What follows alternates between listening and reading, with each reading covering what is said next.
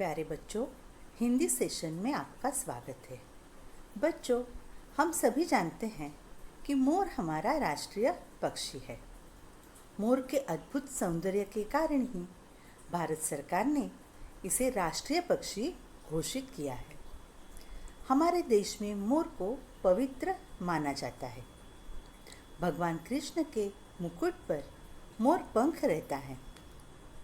तो बच्चों, आज हम वसंत पाठ्य पुस्तिका भाग 2 पाठ 15 नीलकंठ इस पाठ का अध्ययन शुरू करेंगे। इस पाठ की लेखिका महादेवी वर्मा है। प्रस्तुत पाठ में महादेवी वर्मा ने मोर के स्वभाव व सुंदरता का चित्र प्रस्तुत करना चाहा है। तो महादेवी वर्मा को जीव जंतु पशु पक्षियों पर बड़ा प्रेम था, लगाव था। तो आज हम पहले महादेवी वर्मा का जीवन परिचय करते हैं। जीवन परिचय। महादेवी वर्मा का जन्म उत्तर प्रदेश के फर्रुखाबाद में सन 1907 ईस्वी को हुआ था। इनके पिता का नाम गोविंद प्रसाद व माता का नाम हेमरानी था। संस्कृत में एमए उत्तीर्ण करने के बाद ये प्रयाग महिला विद्यापीठ में प्राचार्य हो गई। कुछ समय तक इन्होंने चांद पत्रिका का संपादन किया। 11 सितंबर 1987 ईस्वी में इनका स्वर्गवास हो गया। उनकी कुछ प्रमुख रचनाएं हम देखते हैं। निहर, रश्मि, उसके बाद अतीत के चलचित्र और पथ के साथी, ये उनके प्रमुख रचनाएं हैं। पुरस्कार और सम्मान देखते हैं। साहित्य सेवा के लिए उन्हें पद्म भूषण की उपाधि से अलंकृत किया गया। सर्वश्रेष्ठ कवियत्री के रूप में भारत भारती पुरस्कार से सम्मानित किया गया।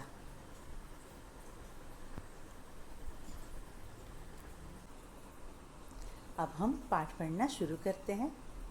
उस दिन एक अतिथि को स्टेशन पहुंचाकर मैं लौट रही थी कि चिड़ियों और खरगोशों की दुकान का ध्यान आ गया और मैंने ड्राइवर को उसी ओर चलने का आदेश दिया। शब्दार्थ है अतिथि यानी कि मेहमान। आदेश, आज्ञा।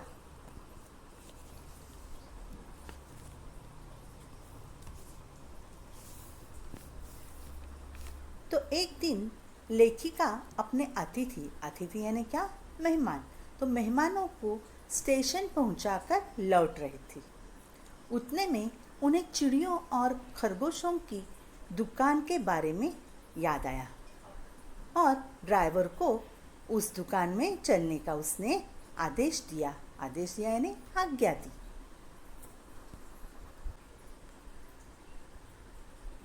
अभी आगे पढ़ना शुरू करते हैं।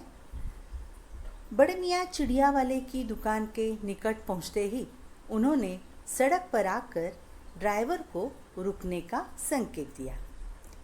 मेरे कोई प्रश्न करने के पहले ही उन्होंने कहना आरंभ किया, सलाम गुरुजी, पिछली बार आने पर आपने मोर के बच्चों के लिए पूछा था। शंकरगढ़ से एक चिड़ीमार 2 मोर के बच्चे पकड़ लाया है। एक मोर है, एक मोरनी। आप पाल ले। मोर के पंजों से दवा बनती है, सो ऐसे ही लोग खरीदने आए थे। आखिर मेरे सीने में भी तो इंसान का दिल है। मारने के लिए ऐसी मासूम चिड़ियों को कैसे दूं? टालने के लिए मैंने कह दिया गुरुजी ने मंगवाए हैं। वैसे यह कमबख्त रोजगार ही खराब है। बस पकड़ो पकड़ो, मारो मारो। अभी शब्दार्थ है निकट यानी पास। संकेत मतलब इशारा।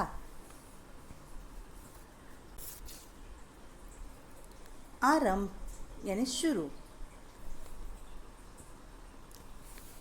चिड़ीमार पक्षियों का शिकार करने वाले। मासूम यानी भोला। रोजगार व्यवसाय।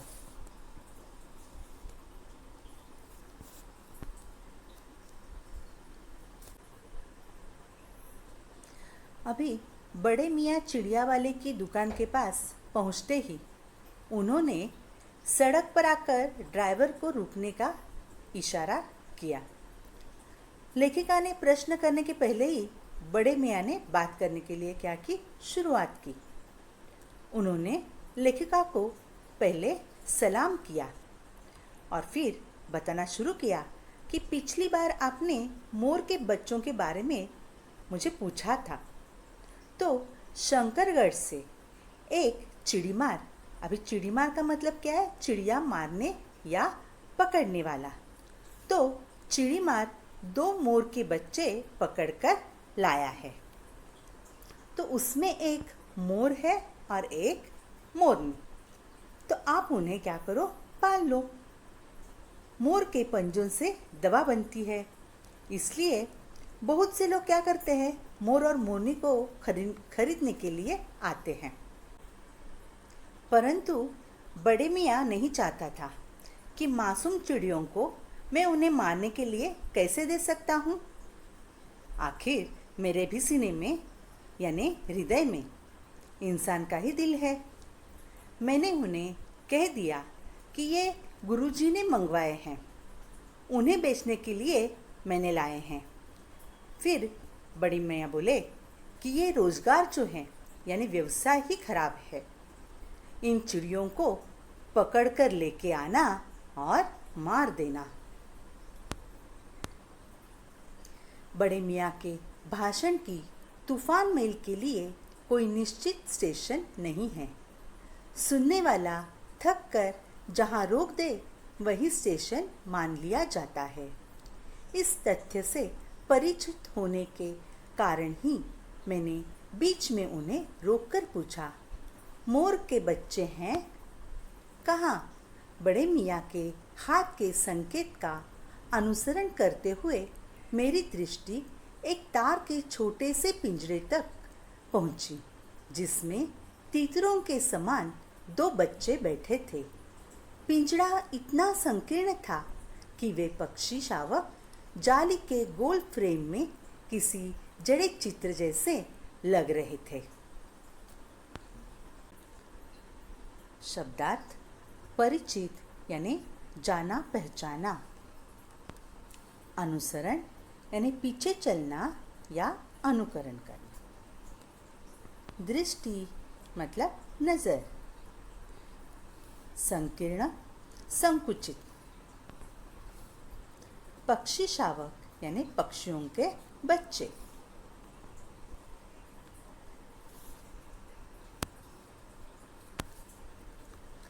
तो बड़े मियाँ का भाषण एक बार शुरू हो जाता कि जल्दी रुकने का क्या नहीं होता था, नाम ही नहीं लेता था।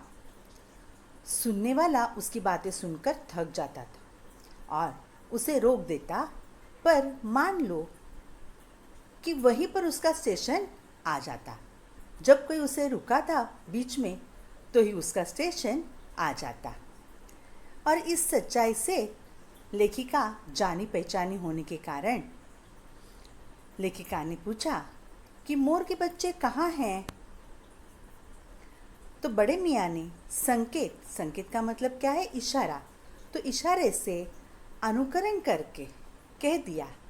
तब लेखिका की दृष्टि का मतलब है नज़र, तो एक तार के पिंजरे पर पहुंची और पिंजरे में तीतरे के समान, अभी तीतर एक पक्षी का है, तो तीतर के समान 2 बच्चे उसमें बैठे थे। पिंजरा बहुत ही संकीर्ण, अभी संकीर्ण का मतलब है संकुचित था, बहुत छोटा था। उस पिंजरे में पक्षी शावक, अभी पक्षी शावक यानी क्या, पक्षियों के बच्चे बैठे थे और पिंजरा संकुचित होने के कारण उन्हें देखकर ऐसे लग रहा था कि जाली के गोल फ्रेम में वे बैठे हैं। मेरे निरीक्षण के साथ साथ बड़े मियाँ की भाषण मेल चली जा रही थी। ईमान कसम गुरुजी, चिड़ीमार ने मुझसे इस मोर के जोड़े के नकद 30 रुपये लिए हैं। 12 कहा, भाई जरा सोच तो, अभी इनमें मोर की कोई खासियत भी है कि तू इतनी बड़ी कीमत ही मांगने चला। पर वह मुंजी क्यों सुनने लगा? आपका ख्याल करके अचता पछता कर देना ही पड़ा। अब आप जो मुनासिब समझे।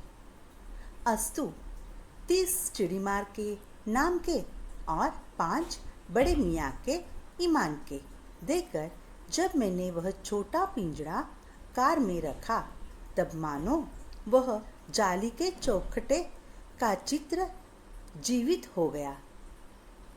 दोनों पक्षी शावकों के छटपटाने से लगता था मानो पिंजड़ा ही सजीव और उड़ने योग्य हो गया है।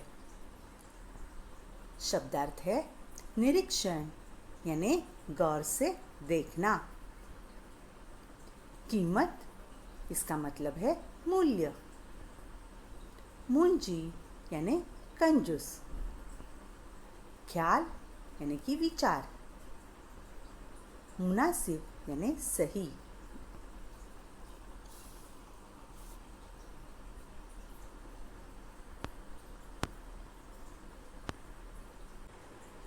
अभी लेखिका पक्षी शावकों को गौर से देख रही थी और पास में बड़ी मियाँ की बातें चल रही थी।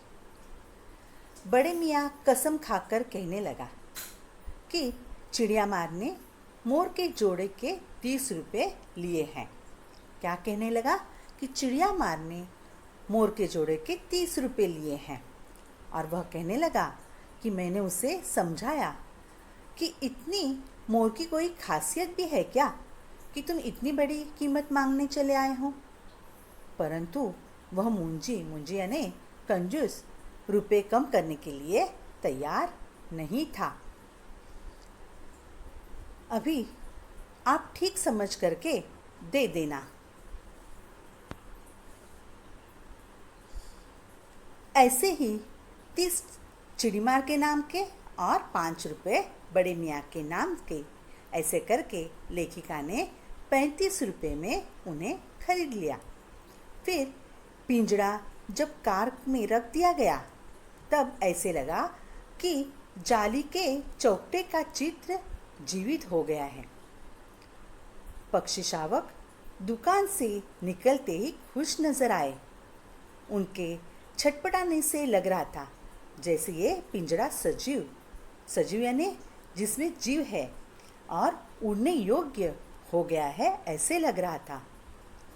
तो इस प्रकार लेखिका ने जैसे ही पक्षी शावकों को खरीद लिया और कार में उन्हें रख दिया, वैसे ही वे एकदम से सजीव हो गए, उनमें जान आ गई और वे खुश नजर आ गए।